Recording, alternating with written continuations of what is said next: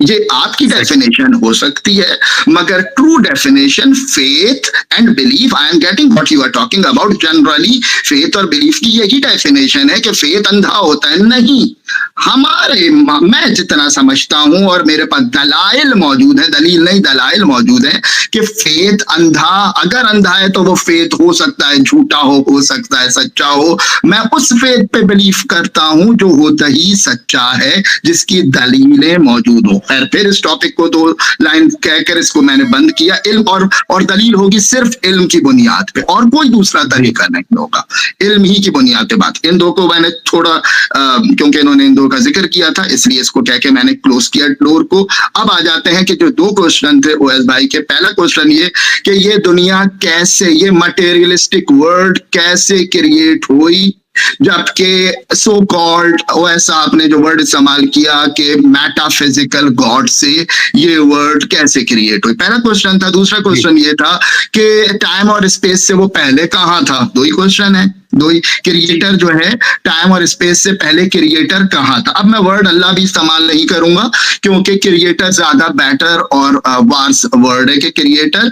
ये जो क्रिएशन से पहले क्रिएटर खुद कहाँ था, और वो मेटाफिजिकल इन्होंने वर्ड यूज किया। मैंने इससे पहले भी गुफ्तगू में कहा था कि जो बिग बैंग की जहां इब्तिदा होती है, जो सिंगलटेंस पॉइंट है, वो पॉइंट मटेरियलिस्टिक पॉइंट है या नहीं। आप कहेंगे डेफिनेटली वो ऐसा मटेरियलिस्टिक पॉइंट है जिसके अंदर तमाम इस यूनिवर्स की एनर्जी उस एक सिंगल टेंस पॉइंट के अंदर मौजूद है, क्योंकि इससे पहले भी साइंटिफिकली प्रूवन थ्योरी मौजूद है जिसको हम energy can neither be created nor be destroy. Energy ना कभी क्रिएट होती है ना कभी डिस्ट्रॉय होती है। अब एनर्जी क्या है? अच्छा, एनर्जी की ये भी डेफिनेशन इनके हिसाब से गलत है। मैंने कहा कहीं से जाके जरा और इसको रिसर्च कर लें तो बात क्लियर हो जाएगी। एनर्जी टाइम स्पेस से बाहर भी एग्जिस्ट करती है। ये कहना गलत है कि टाइम स्पेस से पहले एग्जिस्ट नहीं करती। ये प्रूवन बात है, साइंटिफिकली प्रूवन बात है। तीसरी चीज कि जब एनर्जी टाइम स्पेस, और फिर एनर्जी मैटर नहीं होती। एनर्जी मैटर नहीं है, बजाते खुद एनर्जी मैटर नहीं है। एनर्जी नॉन मैटर होती है। फिर E is equal to mc²। Einstein ने प्रूफ किया कि एनर्जी जो है वो इक्वल होती है मास मल्टीप्लाई बाय c²। इक्वल है, मगर मैटर खुद नहीं है। मींस एनर्जी कन्वर्ट हो सकती है मैटर में, मैटर कन्वर्ट हो सकता है एनर्जी में। अब जब मैटर एनर्जी में कन्वर्ट हो गया तो अब वो एनर्जी रहा, मैटर नहीं रहा। और जब मैटर एनर्जी में कन्वर्ट हो गई तो अब वो मैटर नहीं रहा, एनर्जी रहा, मतलब वाइसा वर्सा है। E is equal to mc²। Einstein की मशहूर थ्योरी है। तो एनर्जी से मास में कन्वर्ट हुआ जा सकता है। ये साइंटिफिकली मैथमेटिकली 100% प्रूवन बात है। अगर कोई ना माने तो उसकी दलील दो भैया, ये दलील है। साइंस इसको 100% मानती है। अब क्या है, जो सिंगल डेंस पॉइंट है ये मैटर फॉर्म में है।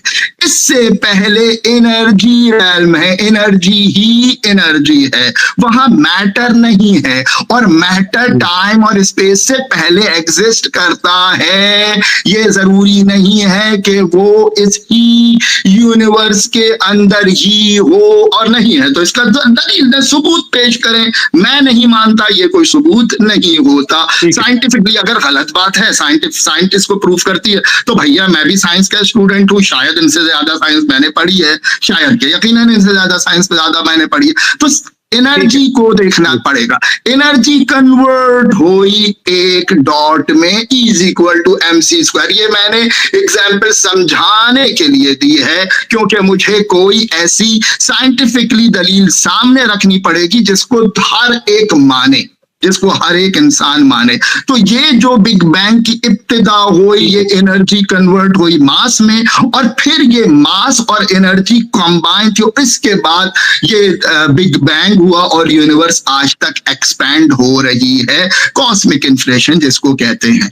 अब ये एनर्जी कहां से आई? क्योंकि एनर्जी के neither be created nor be destroy का फॉर्मूला हमारे पास law of conservation of energy में मिलता है। तो अब ये एनर्जी कहां से क्रिएट हुई? इससे पहले भी मैंने बताया था और इससे पहले जिक्र कर चुका हूं कि एनर्जी जो है ये कोर एनर्जी। अब इन्होंने एक और चीज कही कि मेटाफिजिकल, मैंने इससे पहले भी बोला था कि हमारा गॉड मेटाफिजिकल नहीं है। बाकायदा क्वेश्चन पूछा गया रसूल अल्लाह से और आयम्मा से, तो वहां जवाब मिलता है कि मुझे बात मुकम्मल करने दे, कोई बात नहीं अगर टाइम ऊपर भी हो जाता है। तो जवाब मिलता है कि अल्लाह जो है, जो क्रिएटर है, वो फिजिकल है, मगर ऐसा फिजिकल नहीं है जिसको तुम फिजिकल समझो। यानी कि क्योंकि हम जिसको फिजिकल समझते हैं उसकी खाली एक कैरेक्टरिस्टिक एट अ टाइम सामने आएगी। ये नहीं हो सकता कि वो दो कैरेक्टरिस्टिक, दो अपोजिट कैरेक्टरिस्टिक एक साथ एक ही वक्त में दो डिफरेंट प्रॉपर्टीज कैरेक्टरिस्टिक सामने लाए। मगर अल्लाह क्रिएटर ऐसा वजूद है, ऐसी शय है, ऐसी एंटिटी है जो एक ही वक्त में अपोजिट कैरेक्टरिस्टिक को सामने ला सकता है, और ऐसी कोई भी दूसरी फिजिकल चीज, दूसरी शय इस आलमीन में मौजूद नहीं है। तो उसकी जो कोर गॉड है उसने अपने में से एक एनर्जी, पार्ट ऑफ एनर्जी, एक छोटा सी तजल्ली, एक छोटा सा पार्ट अपने अंदर से इंशा किया, निकाला, क्रिएट किया, और उसी से वो बात को आगे लेकर चला है। और वहां से ये एनर्जी क्रिएट हुई और वो एनर्जी ट्रांसफॉर्म होते होते होते मास में आई, और जब मास में कन्वर्ट हुई तो उसके बाद उसकी एक्सपेंशन से ये पूरी यूनिवर्स क्रिएट हुई। ये मैंने आपको ब्रीफली बताया है 12-15 मिनट में जितना भी है। अब इस